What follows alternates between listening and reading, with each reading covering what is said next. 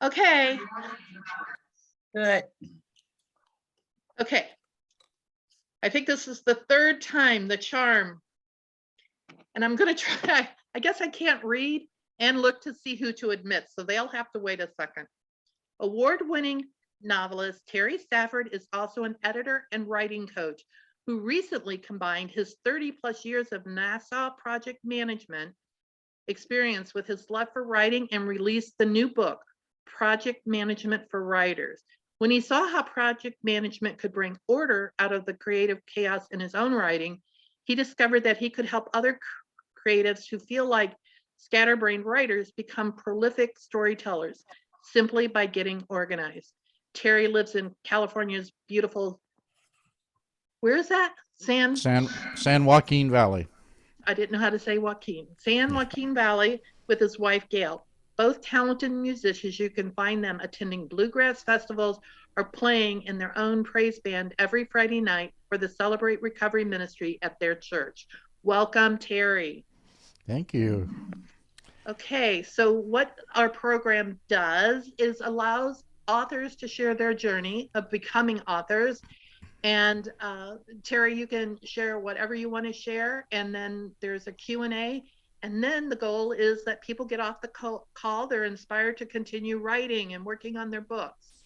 So I'm going to turn it over to you and mute myself. Okay.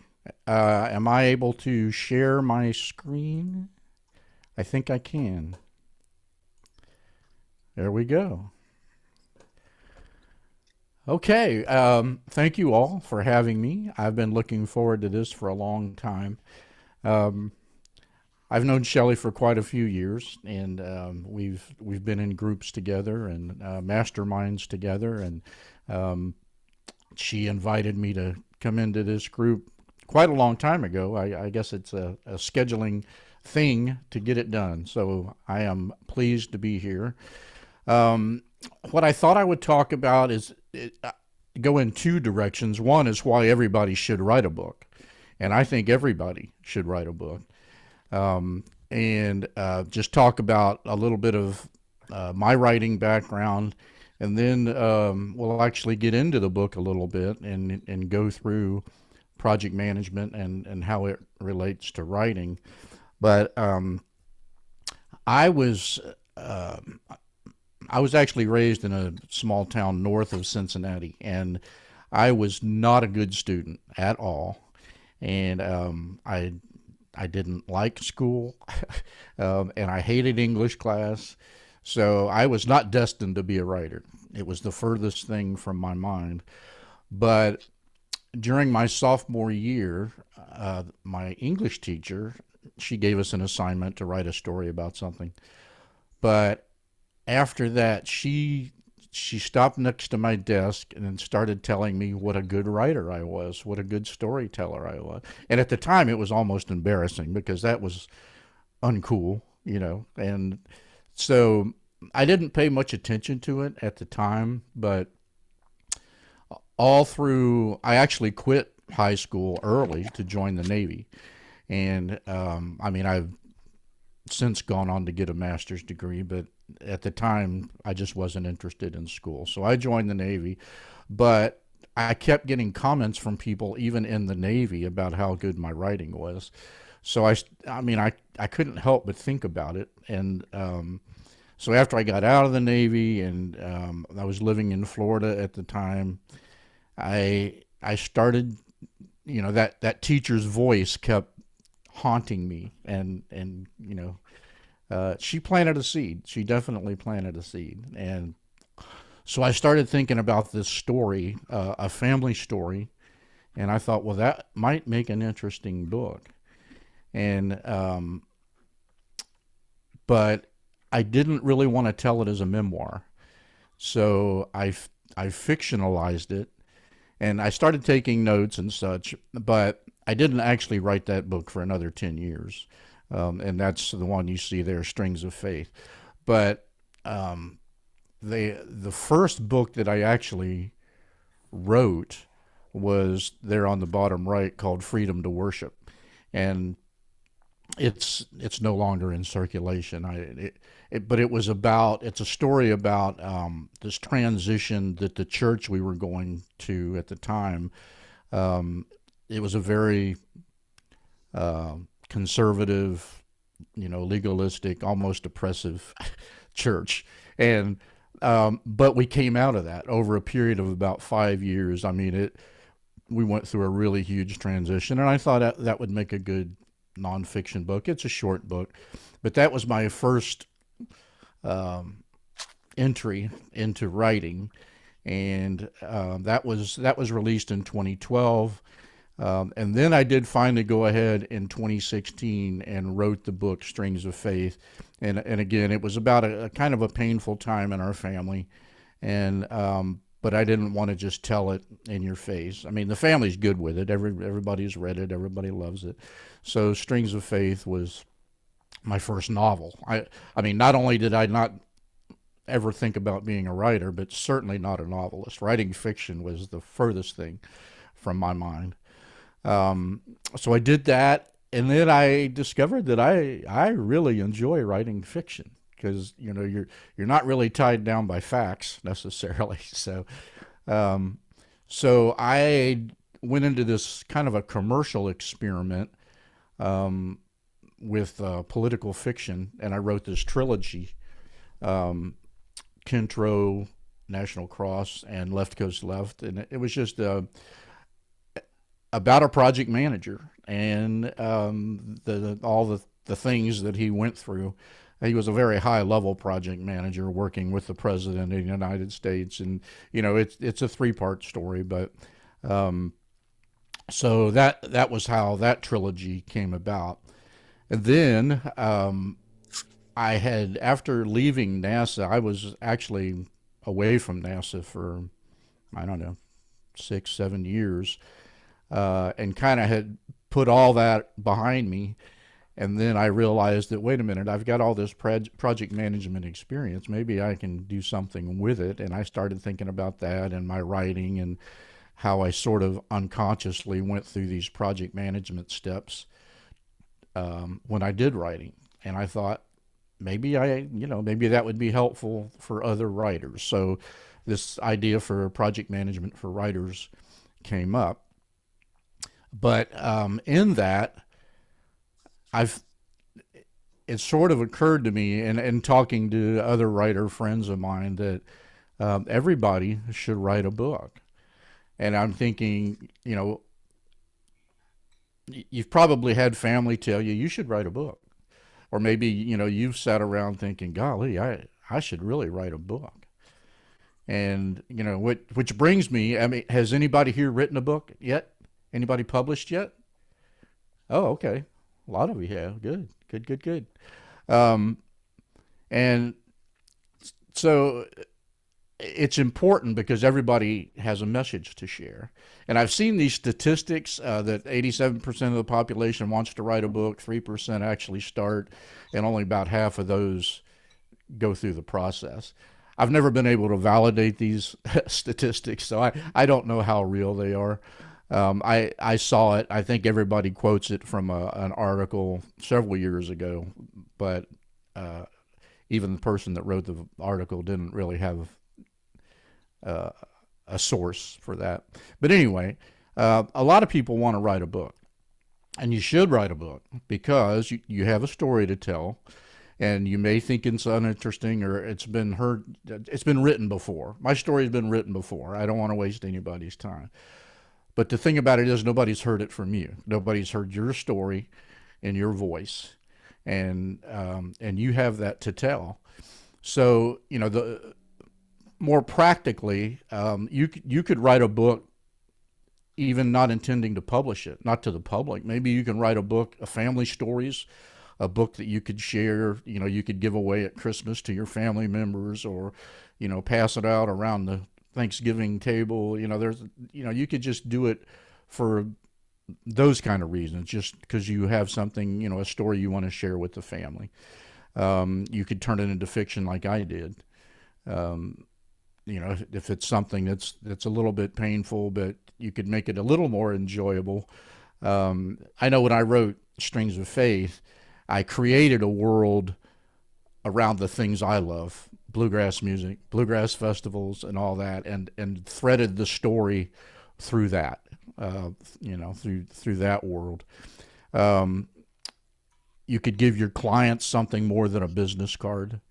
When you pass out business cards, if you're at a convention or something like that, a writers conference, you pass out business cards, they're going in the trash. All likelihood, they're going in the trash. But if you have a book to hand out, people aren't going to be so quick to throw away a book. They're going to put it in their bag and carry it home with them. So if you're a speaker, if you're a public speaker, it gives you something to sell in the back of the room. And if you're a coach, you can include it in your coaching packages. And it validates your expertise. It makes you an expert. And if you are something like a coach, you have clients, you could, probably double your fees just because now you're a valid expert in your field. But it is a lot of work. You need to block out time to devote to it. I know when I'm writing, I'm up at 4 a.m. because that's when it's quiet and that's when I can get a lot done. And it might take a while. So I would say, if you're thinking about writing a book, just brainstorm some ideas, start a journal or open a file on your computer. Even, give your potential book a title just to stay motivated. I like to create book covers much earlier than most authors do. It's a little bit risky when you do that because the title is on the book cover. But I like having that book cover because it excites me. It's like now I have to write that book. So it's pretty cool to do that. And just start outlining. Now, I am not an outliner per se. If you've heard of planners or outliners, planners and pantsers, I think that's from Stephen King's book on writing.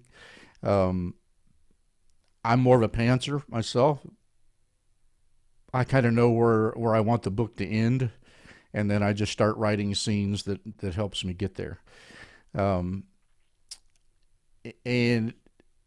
even just start writing. You can write scenes. They don't have to be in order. If you're a linear thinker, sure, you can go from front to back. But if you come up with an idea for a scene, you should write that scene while it's fresh on your mind. And in that regard, and this is just sort of a little bit of a side trek here, but if you're writing, whether it's fiction or nonfiction, there's always this question of where should I start? What should that first page contain? What should that first sentence be? And it's always a challenge. But I would say start in the middle. If you're writing fiction, start with an action, something that's actually happening. When I started the political thriller, the trilogy, I opened the book Kintro with a man running down the hallway, running into a conference room, out of breath. That was the first paragraph. It wasn't in those words, but that was the scene. A man running down a hallway, running into a conference room, out of breath. And even if you're writing nonfiction, you know what itch you're trying to scratch. You have a story to tell about an experience, why you're writing the book. You have a reason to write that nonfiction book. So what is the pain point that you're writing about? And what story can you tell to drive that point home on the very first page of the book? And that's what draws people in. As was mentioned, my book Project Management for Writers, it took my 30 plus years of NASA experience. I created a framework for organizing a writing project to help authors get it done, get organized and get it done. Now this is the outline of the book, Project Management for Writers. And these are pretty much all project management terms, not writing terms. And I specifically took this framework from the Project Management Institute. If you have a project management background, this framework is probably really familiar to you, or if you've been trained anyway in project management. So I'll leave this here and just kind of summarize what I mean by all this and how it relates to writing, and then I'll open it up for questions. But integration management is in the beginning of a project where you write your project plan, and what writers know as project plan is your book proposal. Yeah, I mean it's the same thing. It's going through, it's brainstorming what your book is about. Um, Maybe you go on Amazon and look for other books in that genre or on that topic. See what your competition is. Um, Not whether or not it's been written before, because it probably has been written before, but you cannot let that stop you. Like I said, it's never been written by you. Um, but still, you want to know what's out there, and it'll kind of help you um, pinpoint your book. So that's integration management in a nutshell. It's putting that plan together.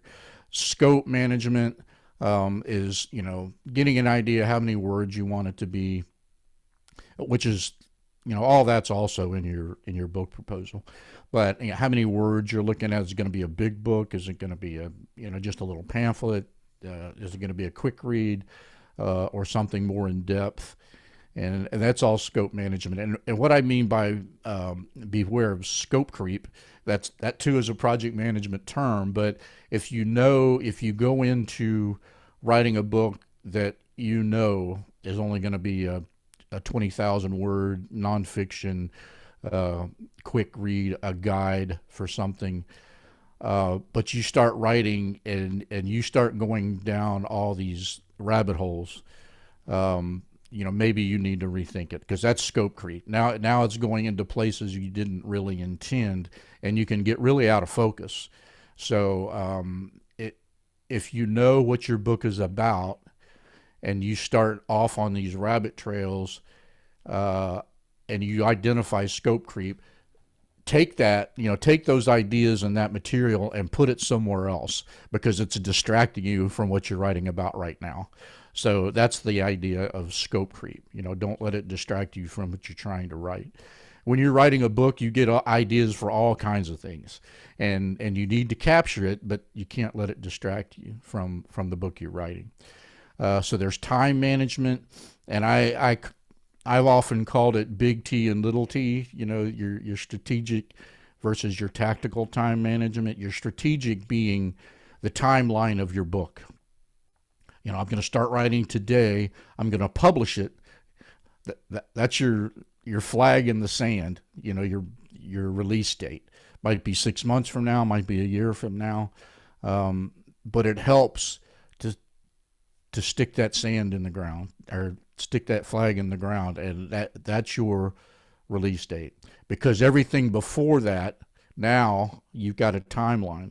I've got to go to the editor here. I have to get the book cover designed here. After the editor's finished, I have to go to the interior designer, the layout designer. All these things you have to do. You have to get the back cover copy written, and now you've got a place to put it on your timeline. So that's your strategic timeline. By tactical, I mean, when are you going to write? Are you going to write, at 4 a.m. Tuesday, Thursday, and Saturday? Or when are you actually going to write? And you need to nail that down. And it always helps to have a consistent place to write. You have a desk in an office. Maybe it's your dining room table before everybody gets up, while it's still quiet, but you need to set that in stone. So that's what I mean by your tactical time management. Cost management is budgeting. There are costs associated with it. Your book cover designer, the interior layout designer. If you're going to pay a back cover copywriter, there's cost there. So that's just getting all that up front, making some estimates, getting your budget set. Quality management, and I say here, indie publishing, if you're going to publish it yourself on Facebook, that's all well and good. In fact, that's what I recommend doing, rather than trying to go to a publishing house, because you control the time, you control the content, you control things like your title and your book cover. But it's not a pass. It these days it does not mean you can publish a subpar book. You have to go to a professional editor and get it professionally edited. Everything needs to be perfect, just as if Simon and Schuster published it. When you go to a book cover designer, it should be a professional designer, not just as a designer, a book cover designer, because there are a lot of things that book cover designers need to know based on the genre that you're writing in, the subgenre that you're writing in. A a romance novel, the cover does not look like a nonfiction book on project management. They don't look the same, and an experienced cover designer will know that, and they'll know the difference. They'll know what font to use, all those things. Human resources management is just all the people that are trying to help you. It's a matter of giving them what they need, making sure they have what they need to help them help you. And you have a lot of people involved. Communications management is making sure everybody knows that things are changing. If your editor is late, for whatever reason, they can't get to your manuscript soon enough, your interior layout person needs to know that. It's going to be 2 weeks late, and now they can get it on their schedule. So that's the communication management part of it. Risk management is along the same lines, but risk management is all about what do you do if something goes wrong. As an example, your editor that you've been on their schedule for 6 months, to make sure they have time for you to edit your manuscript, but all of a sudden your editor comes down sick. When it's time for your manuscript, as luck would have it, they come down sick, or they've been called away on a family emergency and they can't get to it. Well, risk management is having another editor in your back pocket. You know one or two other editors that could take that up.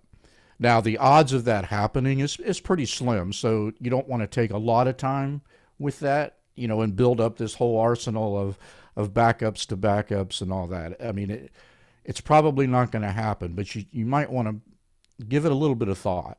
What would you do if your editor is called away just when you need them? Can you reschedule? Will your timeline allow for a 2 or 3 week delay? Maybe it will. Or do you really need to go to another editor and find one that's available right now, which is also a little bit unlikely, because good editors can't just drop what they're doing and edit your manuscript. But anyway, that risk management is giving that some thought. What do you do if your book cover designer is finished and you've selected a book cover, but now you've changed your title. You have to change your title for whatever reason. You've discovered a copyright issue or something like that. What are you going to do? And book cover designers are usually pretty good about helping you out and responding pretty quickly when they've already done a cover for you. Procurement management is just getting the agreements together for all those. Usually they provide, your vendors provide the agreements. What they will deliver for what amount of money, when, all those things are spelled out in the agreements, and that's what procurement management's all about.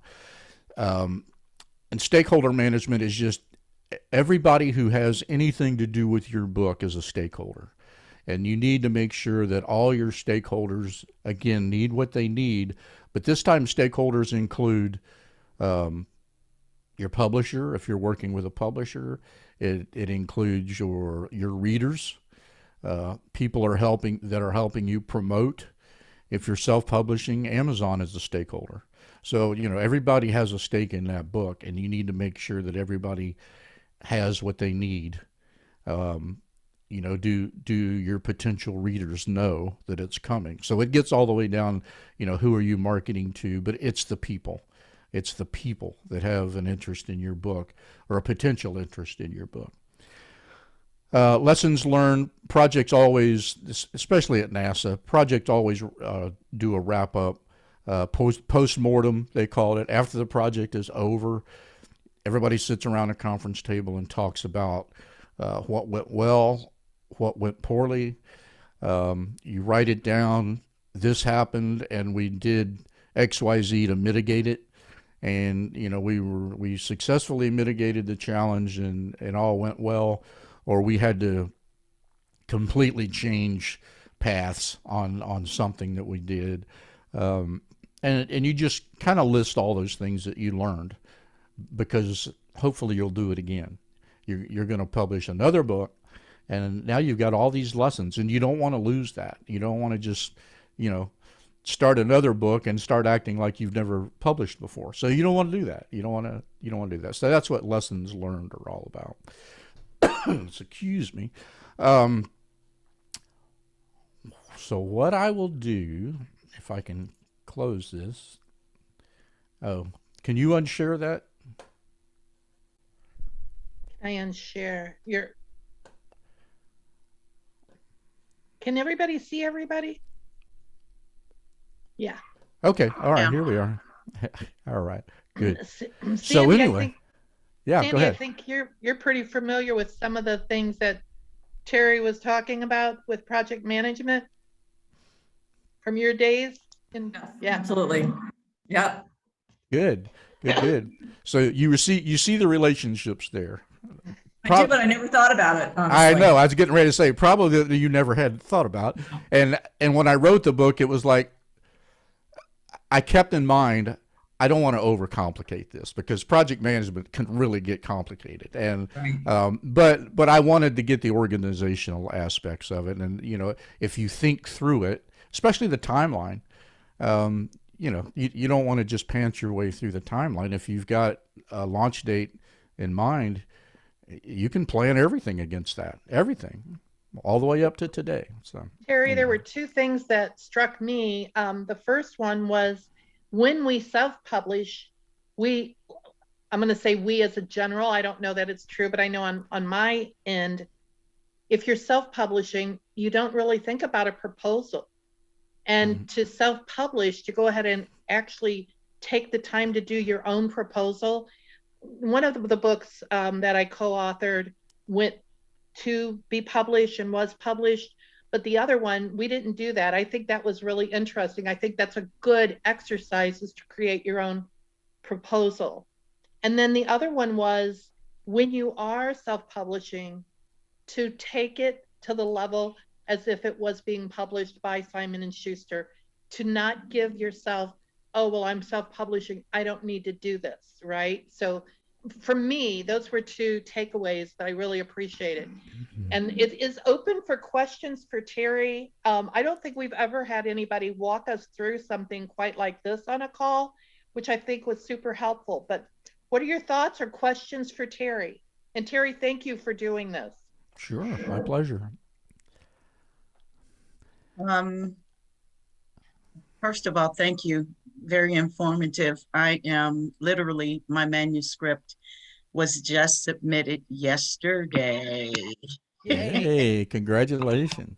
It's been done for a while, but it went through the editing, and it's interesting that you said what you said about the editor thinking about what can go wrong or having a backup plan, because I've been done writing the book for over 2 months.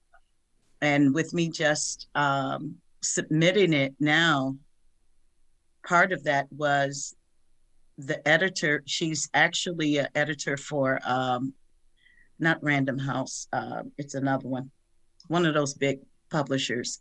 And she had a death in her family. Unexpectedly lost her dad.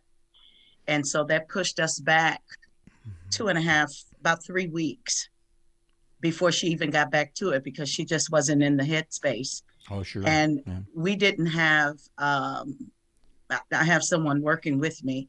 We didn't have uh, a backup plan, even though he could have done it. But because she was halfway through the book and had really gotten into it and had learned my voice, we just decided we'd wait until she was available. So that pushed our time, our time back, our timeline back. So that's another thing that's very Yeah, and as an editor, I know that when she comes back, she's not going to be able to just pick up where she left off. She's going to have to back up and, yeah. if not start over, just to Yeah. just to get her mindset right again. Yeah, in your, because in it your took her manuscript. I think it took her another 2 weeks, Mm, I think, to get it done. And so we just had to be, well, that's a virtue I have. I know how to be patient. So right. we just waited. Yeah, Hey, sure. Velma, I think you had your hand up. Did you have a question? Though that what I had up was an applause for Oh, neither. okay. But I do want to ask a question. What does the presenter think about having someone write your book for you? Ghostwriting? Ghostwriting is a big industry, and it's getting better, and it's getting less mysterious. Used to be, there was a time when ghostwriting was a secret, and authors didn't want you to know that their books were ghostwritten, but they do it all the time now. I will say it's really expensive, really, really expensive. Okay. You can expect, I mean, if you're going to write a 60,000 word book, for example, you may, for a beginner or relatively new ghostwriter, you may be looking at $20,000 or $30,000. Now, there are people, excuse me, there are people, big name people, athletes, politicians. When they hire a ghostwriter, they're probably paying up over $100,000 because there's a lot of time involved, interviews, calls like this, Skype calls, because a ghostwriter, they not only have to learn your story, they have to get inside your head and learn your voice. That book needs to read like you wrote it, and not the ghostwriter. And that is a gift that good ghostwriters have, because they may write one book for 6 months and then have a new client and go write something completely different. And for them to get out of the head of the previous author and get into the head of a new author, it's a challenge. It's a challenge, but it is expensive, and it's an option. But if you're a business person, say, you're the CEO of a corporation or whatever, you're the CEO of a corporation. A, people want to hear from you. They want a book from you. But B, you're the CEO of a corporation. You don't have time to stop the train and write a book. You just don't have time. So that's why ghostwriters are hired. And I'd just like to ask one question in addition to that. What do you think about, or what's your suggestion on getting an audio version of your book? An audiobook these days, especially for nonfiction, an audiobook is almost expected, depending on your audience. Amazon has their audiobook. It's not coming to me now. My first novel, Strings of Faith, I actually had done on audio. I hired a narrator to read it. Nonfiction books these days, the author reads it. I find that better myself, to hear from the author, because the inflections and the excitement and all those things are there in their voice, where if you hire somebody, it's not quite as authentic. But did you have a specific question about audiobooks? Well, I just wanted to know if you thought that was more effective to help people purchase the book if they kind of got, like they didn't have the time to read it, and then they kind of heard a little bit of it, then they said, "Oh, I've got to make time for this." Yeah, and like I said, I don't think it's quite as popular in novels. I could be wrong, but especially nonfiction books, people like to listen to those in their car all the time. going back and forth to work or going on a trip. So yes, especially if you're writing nonfiction, I would definitely consider an audiobook. You could probably plan, if you're going to hire a narrator, you could probably expect to spend, $1,600 or upwards of that. But there again, is it worth it to you? And like I said, you could do it yourself if you've got a good recording setup, and with dead sound, studio sound where there's no noise, and if you can do that, I mean, you can record it yourself and then submit it. I can't think of the name of it. It starts with an A like ACX or something. Audible. Well, that's where it actually gets published, but for the recording part of it and the production part of it, it's somewhere in Amazon. There are other companies that do it, but I think it's ACX, but that's Amazon's audiobook. But then yes, you're absolutely right. It's going to go to Audible, one of the places where you can publish it. That's where people get it, is from Audible. Lady E, you raised your hand again. Did you have something? I did, because I need to do I think I need to do it in an Audible form as well. And actually, I was just going to send you a chat, Karen, and ask you if you know anyone who has that kind of dead space, because I need to be the one reading it. Mm-hmm. But that's it. But Terry, ACX, is that a thing where they have people to do that for you, or? Yes. Oh, yeah, okay. you can go to that website, and I think it's just acx.com, I believe. Okay. But yes, they have all kind of voices that you can sample. You can identify, male, female, Southern accent. I mean, that was one of the things I was looking for Strings of Faith, because it's just that kind of a book. I wanted a female with a Southern accent, and then they give you all these sample files, just 30-second, hearing that person read, and see if you like them, and then you can identify 3 or 4 or 5 that you like. You can communicate with them, send them a sample file that you want them to read an excerpt out of your book, and they'll send you a recording of them reading it, and then you choose, and then you just communicate with them and come up with your agreement. And it's so many dollars per reading hour.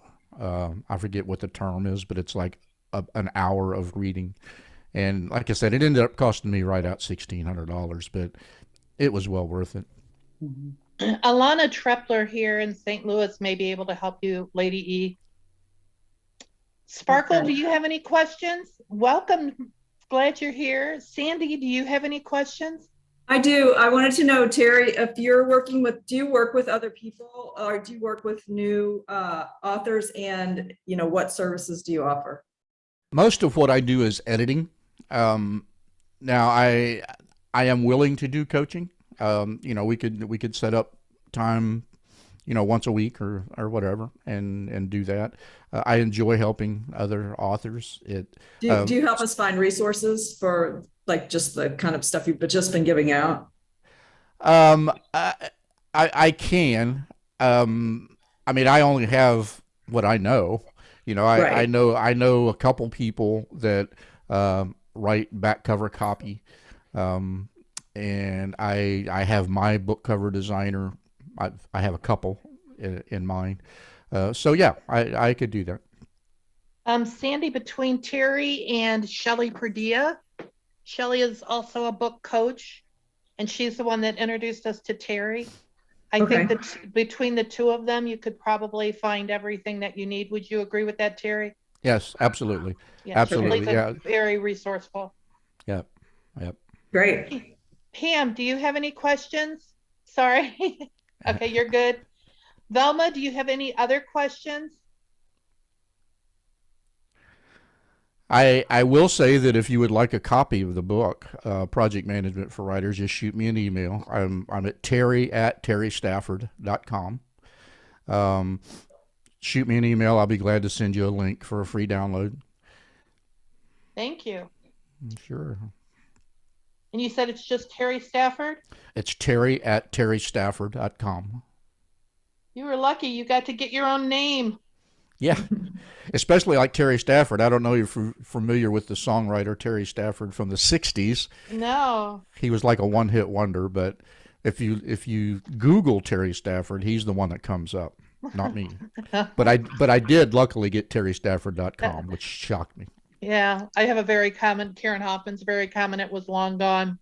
Yeah. Michelle, you have your hand up. Yes. Question, Michelle? Unmute. Yes, I did. Yeah, I'm on my phone, so it's challenging. I wanted to know what your best advice is on writing a book proposal. Anything that I should be aware of or look out for or pay attention to? Is this for yourself or is this for a potential For myself, for a Okay. nonfiction. Yeah. Okay. I actually provide an outline in the book, Oh, and great. so you'll have access to that free. They're fairly standard, and again, it's just so you can get in your own mind what the book is about, what your competition is, who your potential readers are, what affinity groups is one of the questions in the outline. Specific organizations or professional organizations, for example, whose members would be interested in what you're writing, so you can kind of target them in your marketing, and just all those things, all the things that you would want to prove to a potential agent, that you know what you're doing, and Okay. so yeah, it just answers questions, and since it is for yourself, if there are some that you don't know right now, I mean, that's perfectly fine. But at least it gets you thinking. I mean, just going through that proposal outline, there are so many instances of, oh, I didn't think about that. Well, you need to think about that. So, especially a first-time author. Have you written a book before, or is this your first one? I have a small self-published poetry book. Okay. All right. Yeah, that's a lot different. Yeah. Yeah. Poetry is a lot different than a nonfiction book, but that's good. That's good. I congratulate you on taking the step. But yeah, there's an outline in there for the book proposal. Okay. Thank you so much. Sure. Sparkle, did I ask you if you had questions? I did. You did. I don't have any. I got COVID and a sinus infection. I'm just here to thank you so much, Terry, for pouring out to us. We appreciate it. Thank you. It's my pleasure. My pleasure. Does anybody else? I hope you get to feeling better soon. I've been through that. It's no fun. So fun. I have one more question. I'm sorry. You're muffled a little bit. Yeah. Oh, am I? Now There you you're go. okay. Okay.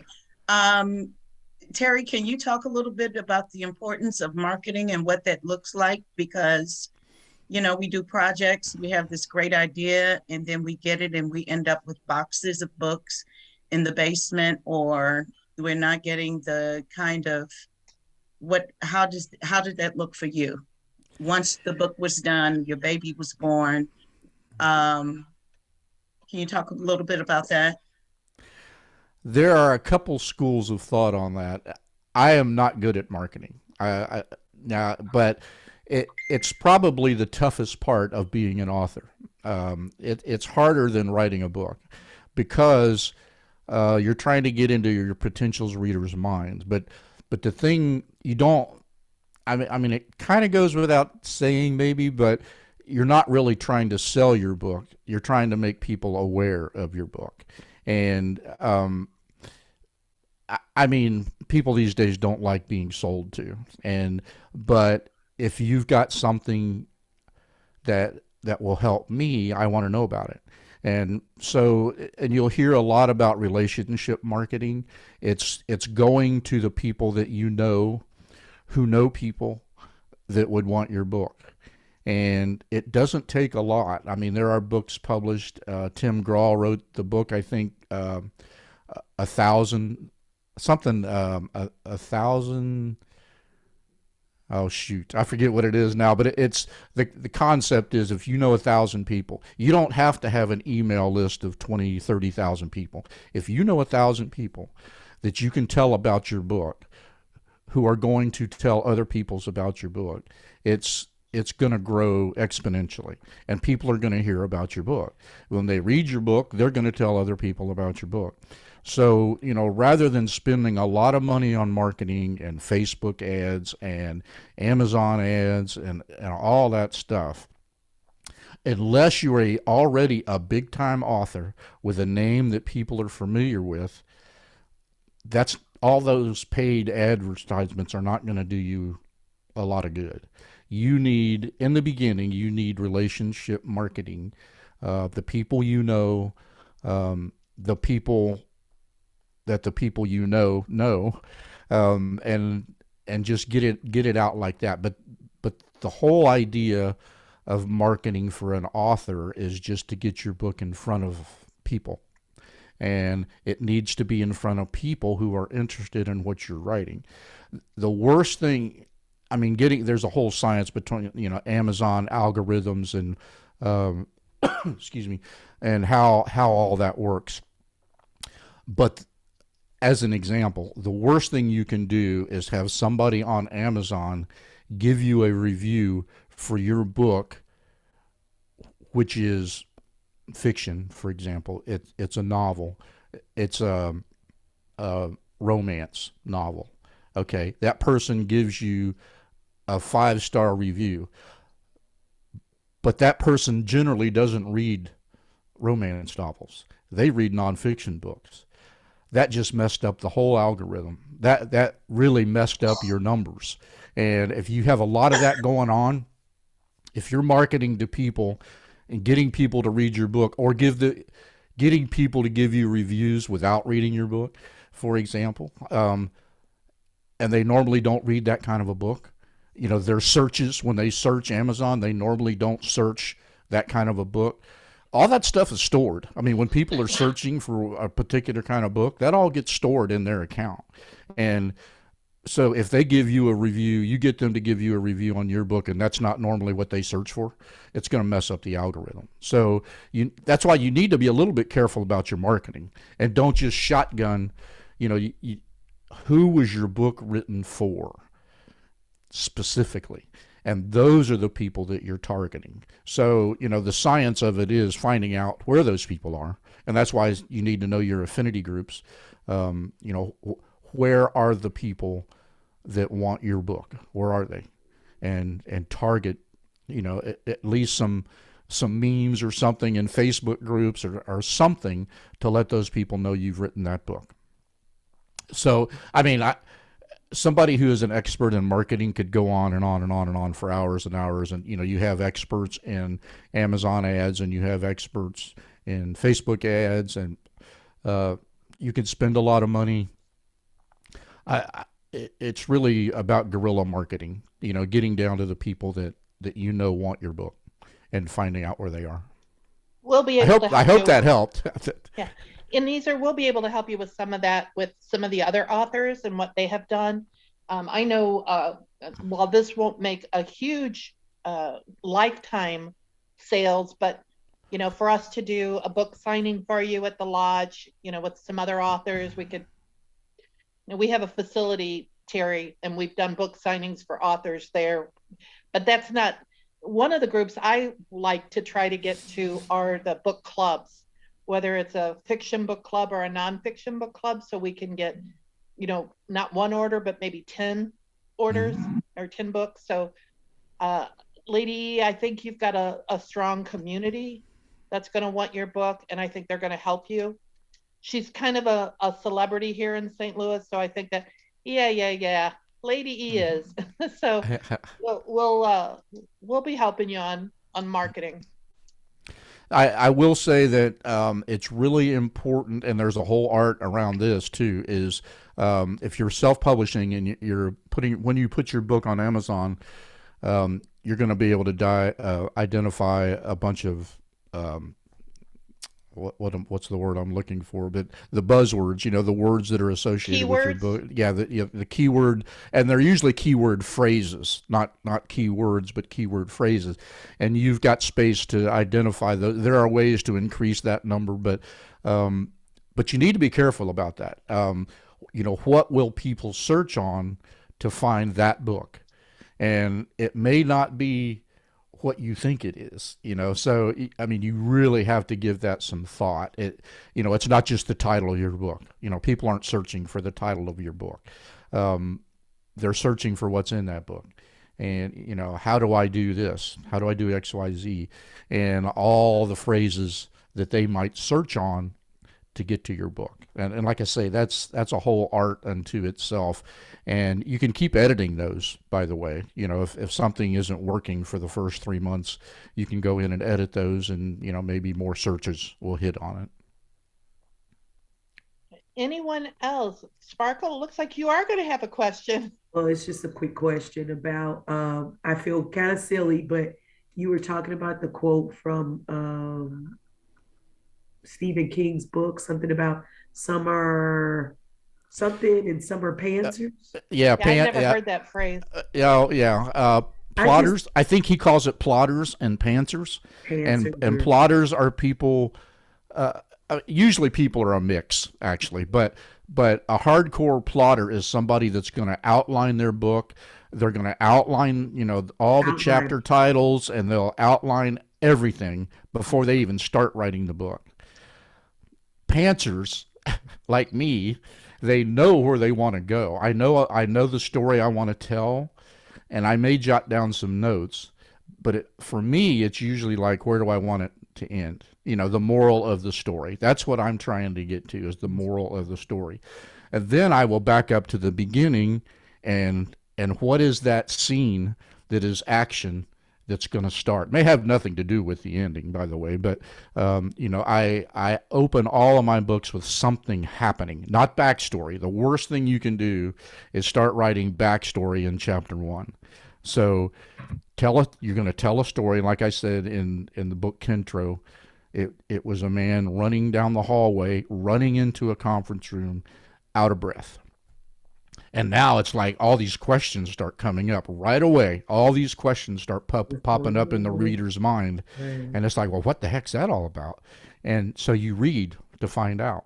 And the more you read, the more you're getting into the story. So anyway, that is a pantser is just somebody who tells the story as it goes. I'll be writing a scene and something pops into my head. And it's like, ooh. I'll make that where they go after they leave this place. They'll go there, and I'll jot it down, and I'll finish the scene I'm writing, and then I'll start in on that next scene. And then it's like, oh, wait a minute, here's a scene that's going to happen, towards the end of the book. When I start building up to the ending, I'll write this scene, so I'll jot that down. So I'm writing things down. I'm capturing ideas. You never want to lose. You never ever want to lose an idea. If it pops into your head, put it in a parking lot somewhere. And come back to it. Even if it's not for that book, you may have ideas for other books, scenes in another book. It's like, well, that scene won't work in this book, but it will in my next book, so you jot it down. You don't want to lose ideas ever. So, I mean, did that answer your question about plotters and pantsers? Heavens, yes, it really did. I was I think you said outliners and pantsers. Yeah. Stephen King calls it plotters and pantsers. His book is called On Writing, is what it is, and it's a really very good book. But the point is I think a lot of people who come into writing, maybe, I don't know what the percentage would be, but a lot of them think they're supposed to be outliners. They think they're supposed to outline the book and have it all together in your book proposal. Your book proposal will ask for a sample chapter or something like that, and a list of chapters. And again, that's just in the proposal. You don't have to stick with that, but it makes you think through what your chapter titles will be. Yeah, Karen. Yeah. Thank you. I found it very interesting when I co-authored the first book with my friend Shara Dalen, that before we wrote the book, she sent out the proposals. We didn't write the book till we got a contract. And I kind of thought you write the book, then you send the proposal, but her thinking was really good. Mm. And then it was interesting too, because the topic was the topic of barter. And the original level of interest was high till they researched it and found there wouldn't be as big an audience as they thought, because it's not, companies that barter, that belong to a barter company, they felt insignificant. So they wanted us to change our proposal to write about individual personal barter. And I actually said no to it in the beginning, but she talked me into it, because she said, they're paying us to get together to write. Let's just do it. So, and then Yeah. I did get one chapter on business barter, which is all I wanted to write about, was business barter at that time of my life. So Yeah. it was And- pretty interesting. Yeah, and when you're looking at the keywords and all that, and I just happened to think of this, and it helps you to research the topic of your book, by the way, if you're in the book proposal phase before you start writing your book. There's a program called Publishers Rocket, and it's not free, far from it, but what it does, it's actually connected to Amazon, and you put in keywords, and it will go search, and it tells you a lot of things, but how many times is that keyword hit? How popular is that keyword? The neat. books that contain that keyword, what is their income? How much money are they making with that book, with that keyword? I mean, it tells you a whole lot of things, and you can do a lot of research on topics to see how popular that topic is. And there are some topics that bring up very low numbers, and it's like and all it's doing is telling you who's searching for that. So if something comes up with low numbers, it's saying, well, nobody's searching for that keyword, so don't waste your time. If there are a That's probably lot of what they numbers, did with our proposal, is they Yeah. thought, oh, this sounds interesting, yeah, and then they said not enough. yeah, exactly. And it also tells you if it is a popular keyword, how many people are searching for it, average, I'm not sure how they calculate that, but you can at least see, compare, you can see the comparison, and, how many people are searching on that. I think maybe weekly or something. I forget exactly how it is, but it's a very powerful program, and it does a lot of stuff. Can I ask one more quick question? There was you were talking about a marketing book, maybe had a number in it that a lady wrote, and I didn't catch her name. We were talking, lady. Me or Karen? I think it was you, lady E asked the question about marketing, and you were talking about marketing with relationships, and I think you brought up a book that I did not write down. I thought it had a number in it. Or was I remember. Was it me saying Shelley Perdilla? No, It was a book that book? you mentioned. Sorry sorry, but anyway, it was a book that you mentioned about marketing. Do you remember that? Wow, I do not. That worries me now. I'm not. Well, you know sure. what? We're recording this, so Sparkle. Oh, yeah. I'll send it There to you go. Oh, that's There you great. go. That's true. That's- Okay, Good. That's my story, and I'm sticking to it. that's Yeah. There right. you go. Yeah. That's right. Thank We you. want to thank you for your time, and now we want to let anybody and everybody that wants to start working on their book. Terry, I learned a lot. I hope I know everybody else did. Michelle Edwards also said thank you, and that she appreciated the helpful info. So let's go Sure. ahead and sign off. And Sparkle, I hope you're feeling better. I can tell by your voice it is not you.